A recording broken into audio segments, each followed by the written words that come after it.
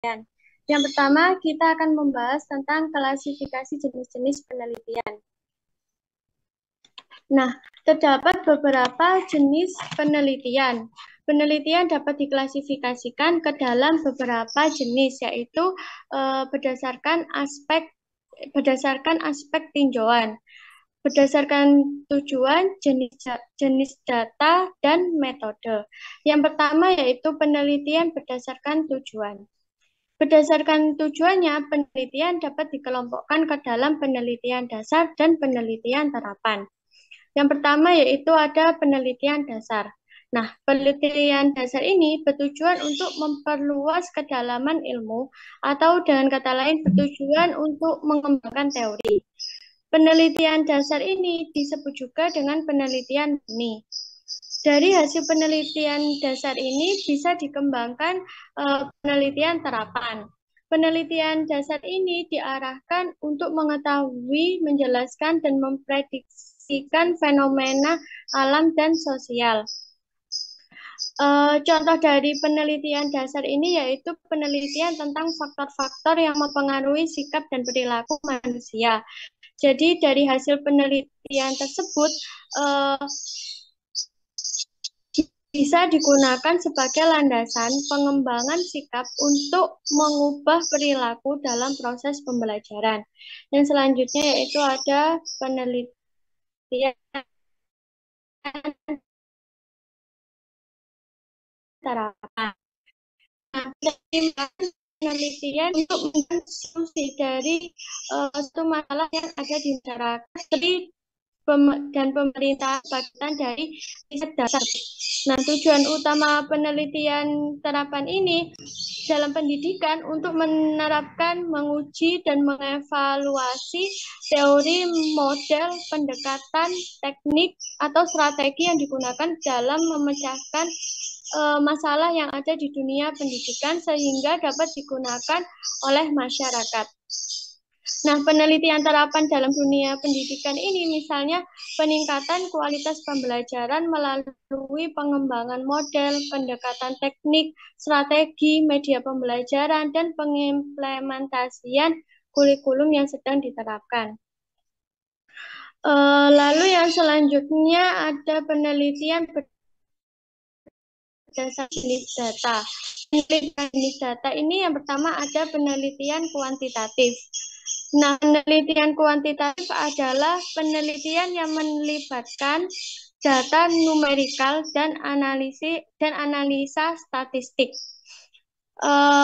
Menurut Sugiono, data kuantitatif merupakan metode penelitian yang berlandaskan data penelitian berupa angka-angka yang akan diukur menggunakan statistik sebagai alat uji perhitungan berkaitan dengan masalah yang diteliti untuk menghasilkan kesimpulan. Yang selanjutnya itu ada penelitian kualitatif. Penelitian kualitatif yaitu penelitian yang melibatkan data verbal dan dianalisis secara induktif berupa narasi, skema, dan gambar. Nah, penelitian kualitatif ini adalah jenis penelitian yang temuan-temuannya berusaha memahami, menafsirkan makna suatu peristiwa, interaksi, tingkah laku manusia dalam situasi tertentu sesuai perspektif peneliti sendiri. Nah, teknik pengumpulan data yaitu berupa partisipan observation atau observasi berperan serta dan wawancara mendalam. Jadi peneliti harus berinteraksi dengan sumber data. Dan selanjutnya yaitu ada penelitian berdasarkan metode. Penelitian berdasarkan metode ini dalam penelitian kuantitatif terdapat dua penelitian yaitu penelitian eksperimen dan penelitian survei. Nah, penelitian eksperimen ini metode penelitian yang digunakan untuk mencari pengaruh treatment atau perlakuan tertentu. Nah, sedangkan untuk penelitian survei ini digunakan untuk mendapatkan data yang terjadi pada masa lampau atau pada saat ini tentang keyakinan, pendapat, karakteristik perilaku, hubungan variabel, dan untuk menguji beberapa hipotesis dan sampel yang diambil dari populasi tertentu. Nah, yang selanjutnya yaitu dalam penelitian kualitatif ada penelitian kualitatif interaktif dan penelitian kualitatif non-interaktif. Nah, penelitian yang membedakan penelitian kualitatif interaktif dan non-interaktif yaitu jika kualitatif interaktif studi mendalam yang menggunakan teknik tatap muka untuk mengumpulkan data, misalnya studi kasus. Nah, sedangkan untuk non-interaktif yaitu tidak menggunakan face-to-face dalam mengumpulkan data, jadi berdasarkan dari pandangan beberapa sumber. Yang selanjutnya yaitu ada judul penelitian. Judul penelitian harus mencerminkan dan mewakili isi penelitian secara umum. Sebuah judul yang lengkap biasanya memuat unsur-unsur sebagai berikut. Yang pertama ada masalah, objek atau topik penelitian. Yang kedua ada subjek atau jika orang atau sumber jika literatur. Yang ketiga yaitu lokasi penelitian. Yang keempat ada desain atau sifat penelitian. Dan yang kelima ada waktu. Biasanya pada penelitian sejarah. Yang selanjutnya, dalam tidak semua unsur judul ini harus ada. Boleh saja sebuah judul hanya memuat beberapa unsur sesuai keperluan. Nah, dalam membuat judul penelitian, beberapa hal yang perlu diperhatikan. Yang pertama yaitu topik penelitian harus tercantum dalam judul, lalu judul harus jelas, singkat, logis, dan mudah dipahami, lalu hindari penggunaan singkat, judul harus sesuai dengan keseluruhan isi penelitian, dan yang terakhir hindari penggunaan kata-kata yang bertele-tele, tidak runtut, dan lebih dari satu kalimat. Yang selanjutnya yaitu dalam memilih judul atau topik penelitian, kita juga harus mempertimbangkan beberapa hal. Yang pertama yaitu pilih judul yang dianggap mudah, dikuasai, dan disukai. Lalu yang kedua, pilih topik yang datanya atau literaturnya dapat dikumpulkan dengan mudah. Lalu yang ketiga, pilih judul mengenai problem yang terjadi pada saat ini, pada bidang ilmu yang dikuasai oleh peneliti. Yang keempat, ada cari topik yang sedang menjadi perhatian pada artikel, literatur, atau bahan bacaan yang lainnya. Yang kelima yaitu pastikan judul atau topik yang diteliti bisa diteliti dengan pertimbangan datanya ada, tersedia cukup waktu untuk menelitinya, data untuk lalu sumber kepustakaan mencukupi, dan risiko apa yang terjadi dalam penelitian tersebut, dan tidak melanggar aturan agama, adat dan hukum. Lalu yang selanjutnya ada masalah penelitian. Secara umum dapat diartikan masalah penelitian ini yaitu segala sesuatu yang mengganjal pikiran sehingga apabila dipecahkan bisa memberikan manfaat bagi yang menjalani masalah tersebut.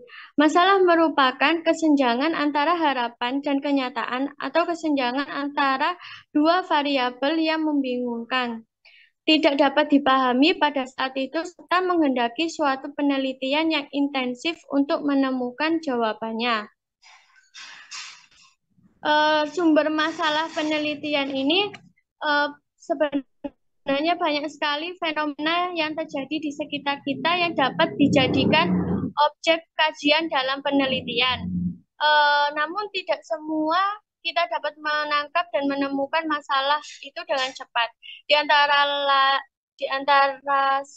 antaranya ini ada sumber-sumber penelitian, yaitu yang pertama dari kehidupan yang kita amati, lalu yang kedua ada pembicaraan masyarakat yang aktual, yang ketiga yaitu berbagai tulisan di media massa, yang keempat buku-buku, yang kelima diskusi ilmiah, keenam pengalaman pribadi, lalu yang selanjutnya ada pernyataan dari orang yang memiliki otoritas, lalu bisa dari disertasi, tesis, skripsi, dan bisa juga dari jurnal-jurnal.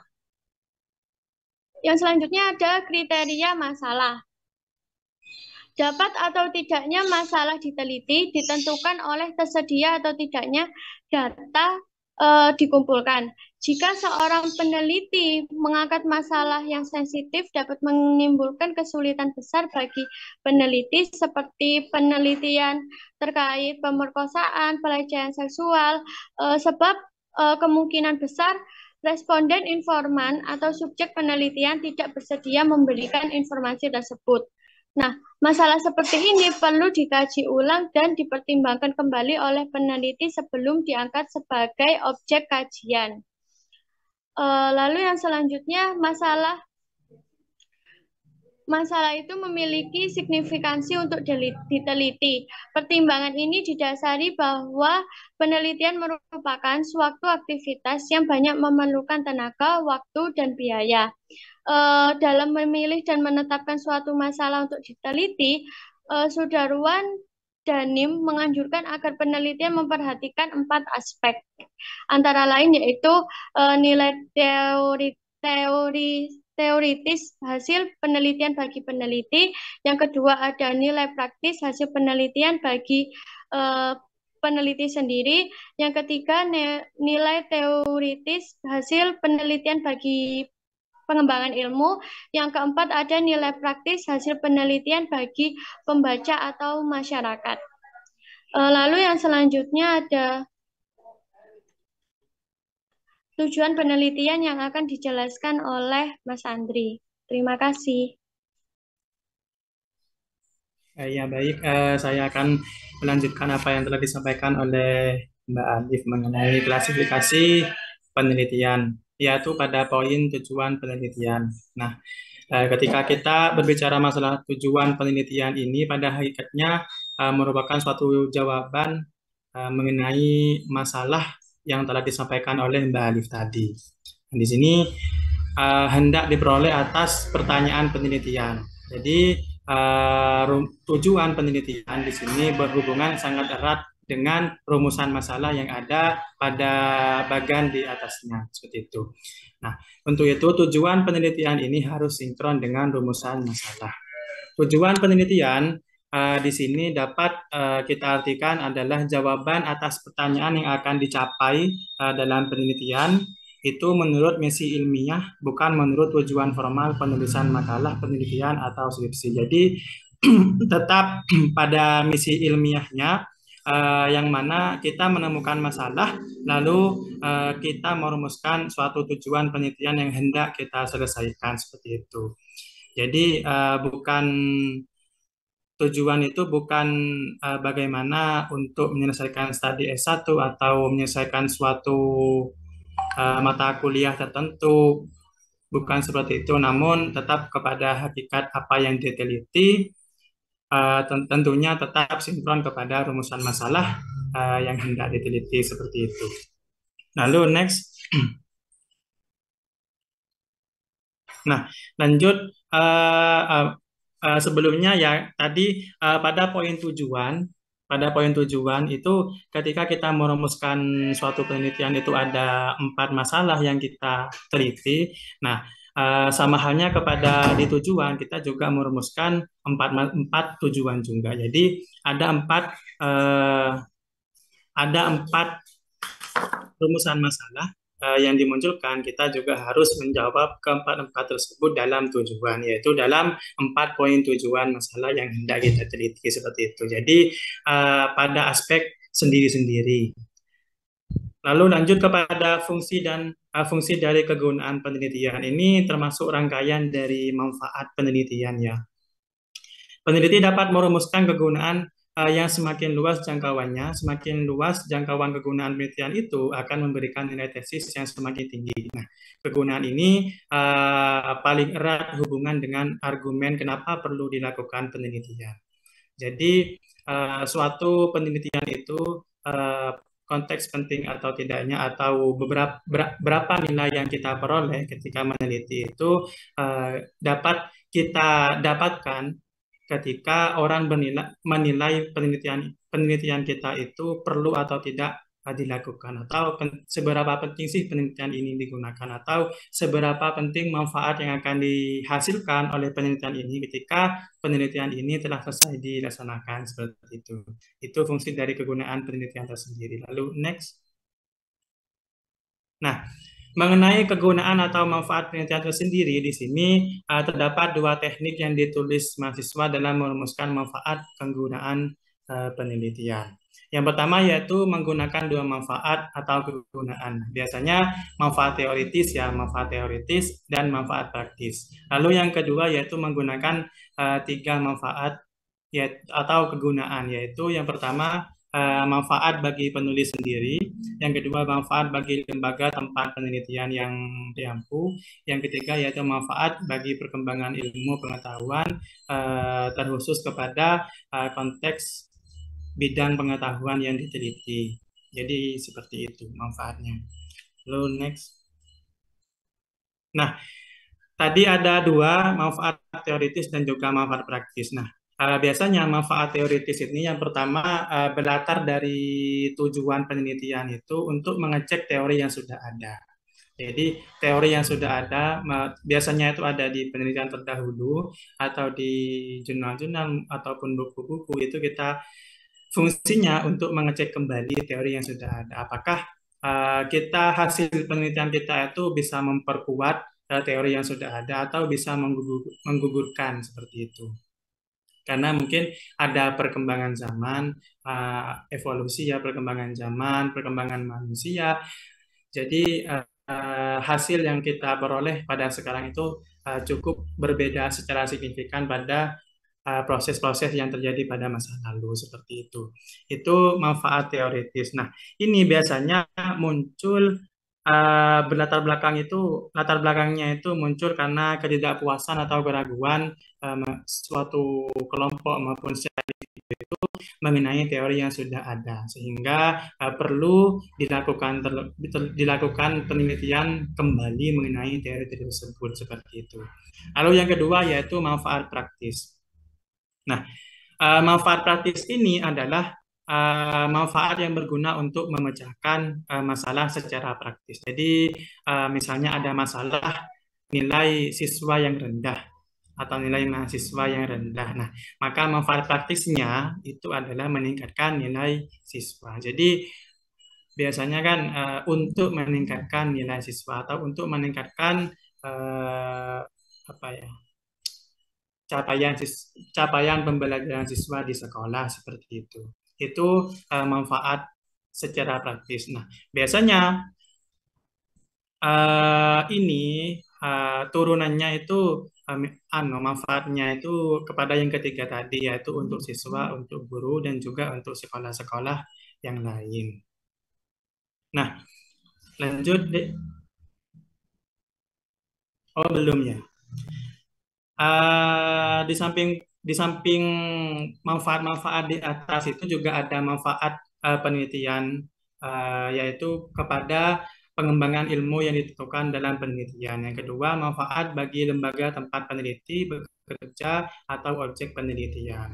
Nah, untuk yang pertama itu kan untuk pengembangan ilmu yang telah ditentukan. Jadi, kembali ke tadi, ketika ada suatu teori itu dikembangkan, itu kegunaannya suatu penelitian. Yang kedua, untuk lembaga tempat peneliti bekerja atau objek penelitian. Jadi, ketika ada suatu organisasi atau individu yang meneliti suatu tempat mengenai seumpama kondisi belajar atau capaian siswa, nah itu bisa berguna untuk tempat tersebut, bagaimana mereka itu mengevaluasi hasil penelitian yang dilaksanakan, sehingga pembelajaran yang tadinya itu tidak terlalu baik dilaksanakan kepada siswa itu bisa diperbaiki dan juga dievaluasi seperti itu. Yang ketiga yaitu manfaat untuk kepentingan masyarakat. Nah, tentunya di sini juga ada kaitannya tentang manfaat ketika ada orang lain yang hendak meneliti, membaca karikatur yang sudah kita teliti untuk dibuat landasan teori atau dibuat pandangan bagaimana ketika saya meneliti hal tersebut seperti itu.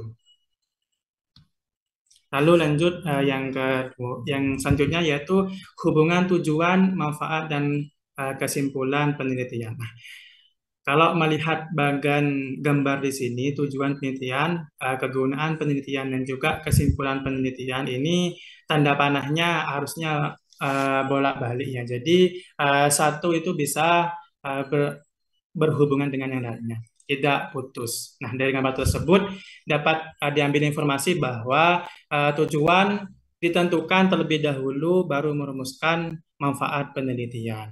Yang kedua, pencapaian tujuan penelitian akan dapat diketahui pada kesimpulan penelitian yang berada pada bab 5. Yang ketiga, yaitu tujuan penelitian dapat dimanfaatkan setelah selesai hasilnya jelas pada kesimpulan. Jadi, tiga hal ini kita bisa kita dapat ketika kita pertama merumuskan tujuan penelitian kita terlebih dahulu. Lalu ketika sudah melaksanakan tujuan penelitian, itu kita bisa mengetahui kegunaan penelitian tersebut dan juga kesimpulan penelitian yang sudah kita simpulkan dalam tujuan dan kegunaan penelitian. Seperti itu. Mungkin hanya itu yang dapat saya sampaikan sebagai pelengkap dari apa yang sudah disampaikan oleh Mbak Alif. Kurang lebihnya mohon maaf. Saya kembalikan kepada Mbak Alif.